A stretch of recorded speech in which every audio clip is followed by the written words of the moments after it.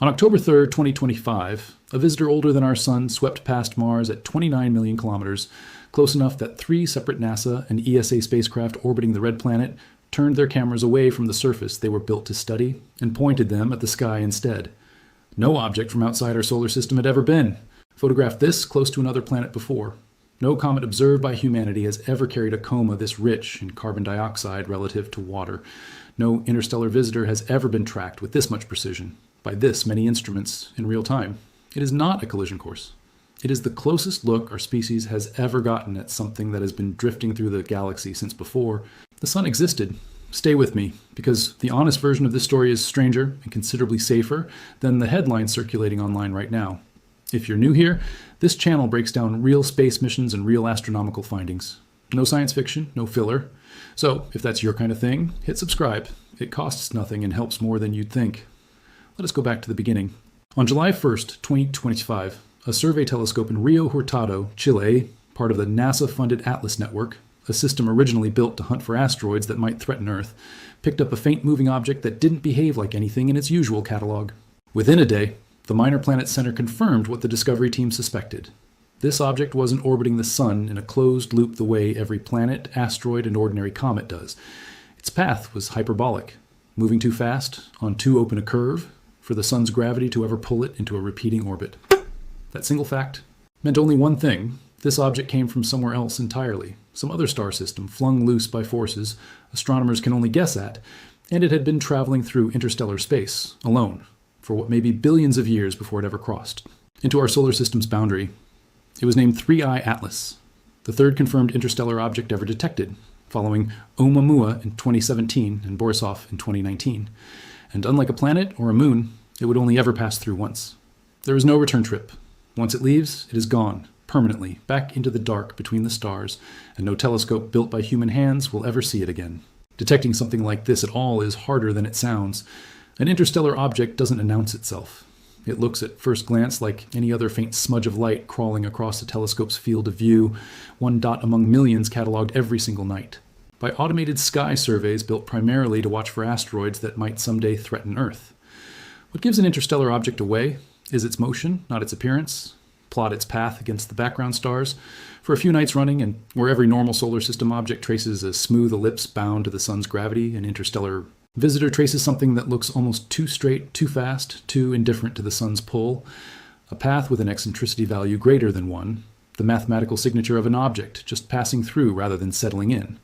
Software flags the anomaly, and only then does a human astronomer sit down to check whether the mathematics really holds up.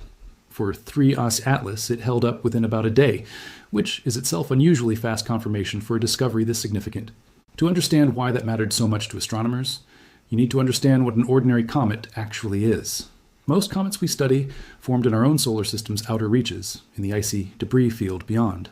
Neptune or in the distant Oort cloud, and even the ones making their first trip toward the sun are still, technically, made of the same raw material that built our own planets 4.5 billion years ago. An interstellar object is different in kind. It formed around another star, shaped by different chemistry, different radiation, a different planetary disk entirely, and then was ejected, likely by a gravitational slingshot past a giant planet in its home system, long before it ever became our problem to study. Scientists had spent decades predicting that such objects must be passing through the solar system constantly, simply because the physics of planet formation all but guarantees it. The trouble was finding one bright enough, close enough, and fast enough for our telescopes to catch. When Oumuamua was spotted in 2017, it was already leaving, and by the time astronomers realized what they were looking at, it was too faint and too far to study properly. Borisov, in 2019, gave scientists a slightly longer window and looked reassuringly like an ordinary comet. 3I Atlas was different again, bigger, brighter, and discovered early enough in its approach that, for the first time, humanity actually had months of warning and a real chance to point every instrument we had at it before it vanished for good.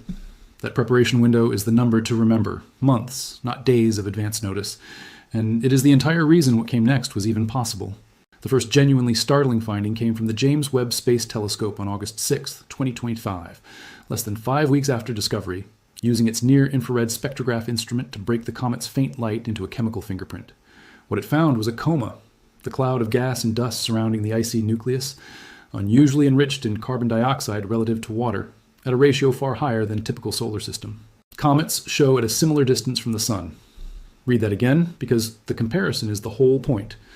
Ordinary comets from our own solar system, warmed by roughly the same amount of sunlight 3I Atlas was receiving at that distance, release water vapor as their dominant gas, with carbon dioxide trailing well behind. 3I Atlas was doing something close to the opposite. Translate that to something you can actually picture. Imagine two ice cubes melting side by side in the same sun, and one of them is fizzing off carbonated gas at a rate the other simply doesn't. That's the kind of mismatch Webb's spectrograph detected. A chemical signature that doesn't match the recipe every comet born in our own solar system seems to follow. Here's where it gets stranger. In December 2025, after the comet had rounded the sun, Webb's mid-infrared instrument caught something else entirely. A robust, unambiguous detection of methane, a hypervolatile ice that only survives, unsublimated, at extremely low temperatures, meaning it had likely been locked inside this object since it first formed, undisturbed, around whatever star it came from originally. Other volatile organic molecules turned up in the post-perihelion data too, gases with names like methanol and formaldehyde, the kind of chemical inventory researchers usually associate with the earliest, most pristine stages of planet formation. Material that, in our own solar system, would have been baked away or altered billions of years ago. This is not a comet reciting our solar system's familiar chemistry back to us. This is a sample of some other star system's leftover building material, arriving on our doorstep completely unannounced, and we happen to have a $3 billion space telescope pointed in exactly the right direction to read it. Here's where this stops being an abstract chemistry lesson and starts being personal. Every planet in our solar system, including the one you're sitting on right now, formed from the same disk of gas and dust that built the sun, which means every comet native to our neighborhood is, in a very real sense, a sibling of Earth. Related material, shaped by the same formation process, roughly the same age. 3I Atlas is not a sibling. It is a message from a completely separate family, formed around a different star, shaped by different starlight and different chemistry, that happened to drift close enough for us to finally open the envelope. Estimates, based on its likely origin, probably an old, metal-rich population of stars in the galaxy's thick disk, suggest the object could be as old as 10 billion years, which would make it potentially the oldest comet ever studied by humanity, older than the Sun itself by roughly double. We are not just watching a rock fly past Mars. We are reading a letter written before our own solar system existed. And unlike almost every other object astronomers study, this one arrived with an expiration date stamped on it before we even finished opening the envelope. Once it crosses back out past the orbit of Jupiter and beyond, there is no follow-up mission, no second chance, no future. A decade in which a better instrument gets pointed at it again. Whatever we learned about it in these few months is functionally all we will ever learn about it permanently. But almost as soon as scientists realized what they had, they nearly lost their chance to read the rest of it. And this is where the mission turned into a genuine race against orbital mechanics. 3I Atlas was inbound toward the Sun, and its closest approach, called perihelion, was calculated for late October 2025, at a distance of roughly 1.36 astronomical units, just inside the orbit of Mars. That timing was a problem because perihelion is also when a comet is warmest, brightest, and most chemically active, throwing off the richest data of its entire visible life. And perihelion, for 3I Atlas, happened to fall at almost the exact moment its path carried it directly behind the Sun, as seen from Earth. Think about what that actually means for a ground-based or Earth-orbiting telescope, the single most scientifically valuable window of the entire. Encounter was scheduled to occur while every major observatory on or near Earth was staring at a comet that had, from our point of view, disappeared behind a star. No Hubble image, no large ground-based telescope, weeks of the most important data in the whole flyby, potentially lost to simple geometry. This is where the mission planners at NASA and ESA did something clever and did it fast. If Earth's telescopes were blind during their critical window, the solution wasn't to build something new, there wasn't time, it was to use what was already out there. Mars, as it happened, sat almost perfectly positioned for a flyby view during the comet's approach, and NASA and ESA already had a small fleet of spacecraft in Martian orbit built for an entirely different purpose, watching the red planet's dust storms and mapping its surface, never designed with a passing interstellar comet in mind. Engineers scrambled to retask them.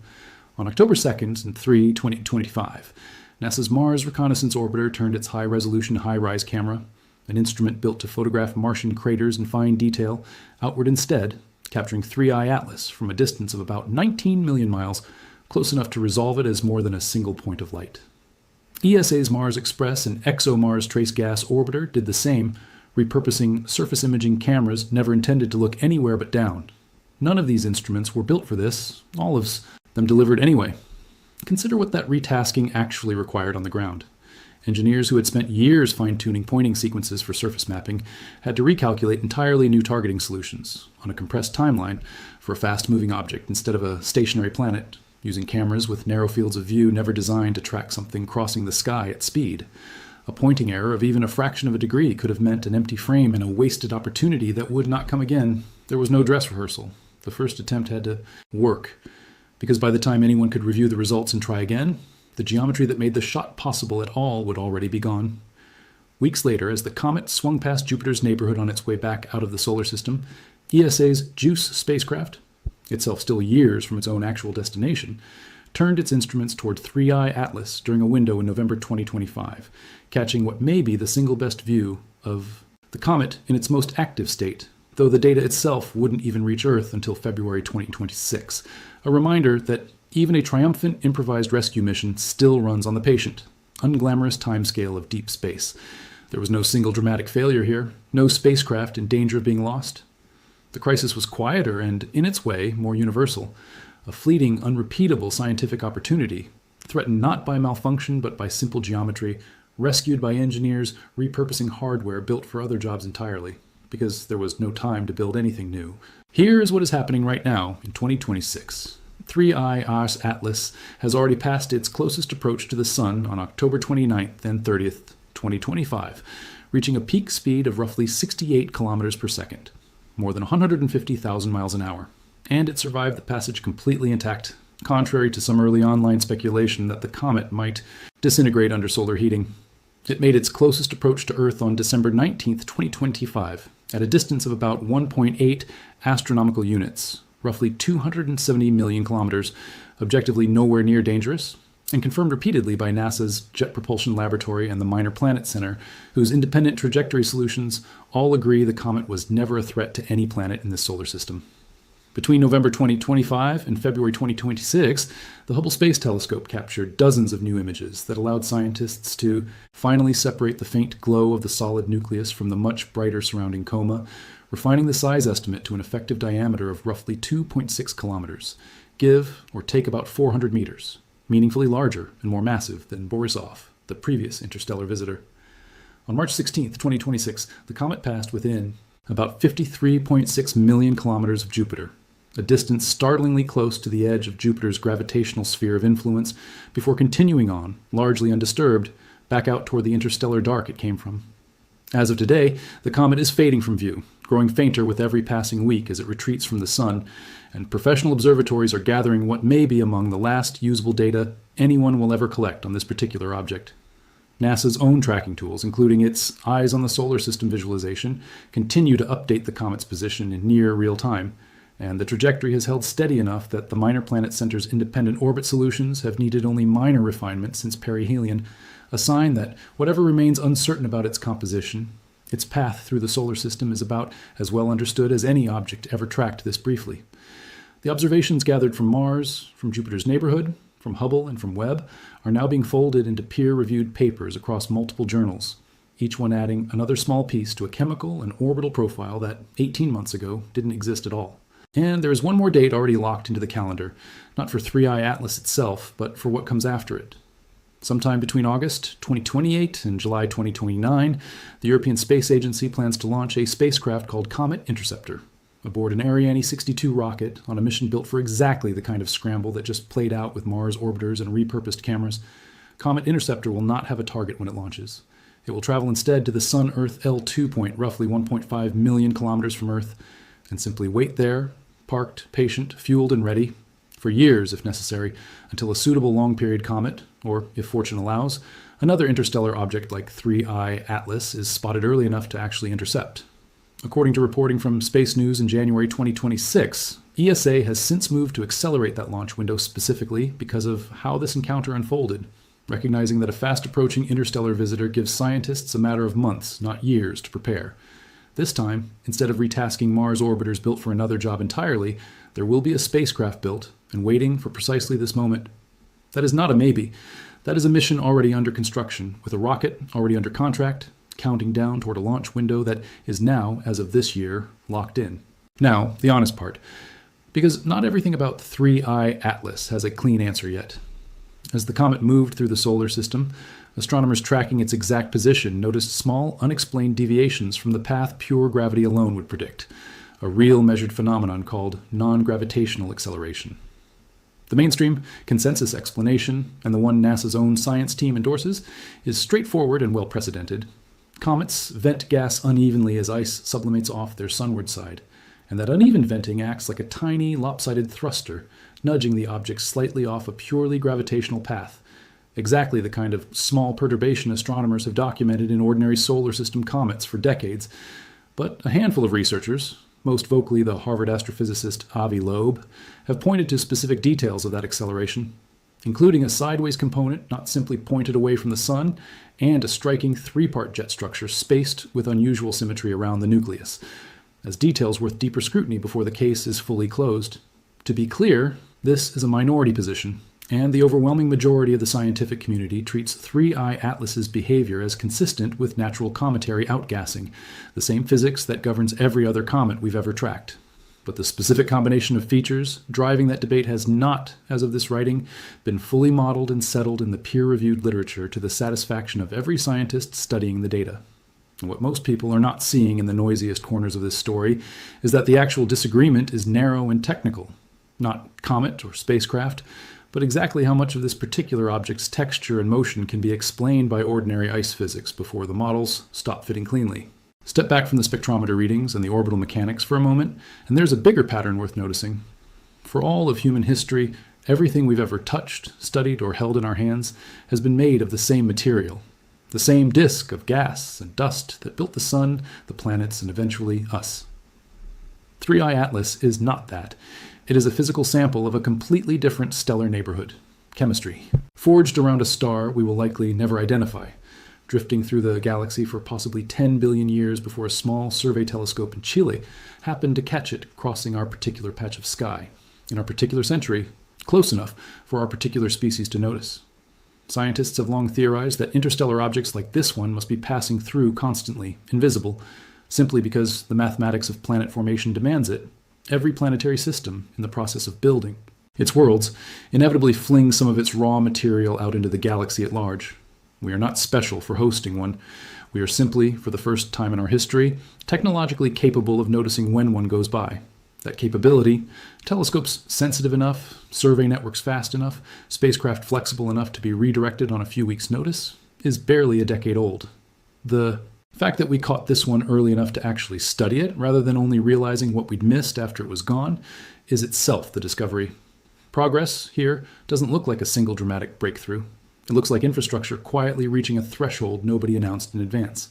The moment humanity became a species capable of reading a letter from another star system before the mail carrier was even out of sight. Consider, too, what almost didn't happen.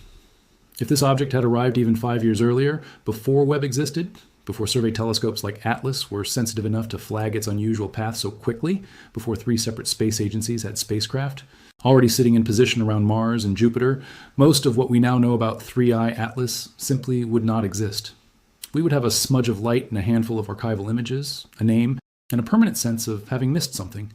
Instead, an entire generation of infrastructure, built for other purposes, funded for other reasons, aimed for years at Martian dust storms and Jovian ice moons, happened to be in exactly the right place, at exactly the right moment, to turn a fleeting cosmic accident into one of the best documented interstellar encounters in the short history of this kind of science. There is an image from October 2nd, 2025, sitting in NASA's archives, taken by a camera built to study sand dunes and impact craters on a planet no human has ever set foot on. In it, 3I Atlas is nothing dramatic. A soft, fuzzy smear of light against the black, caught by an instrument that was never supposed to look at anything except the ground beneath it.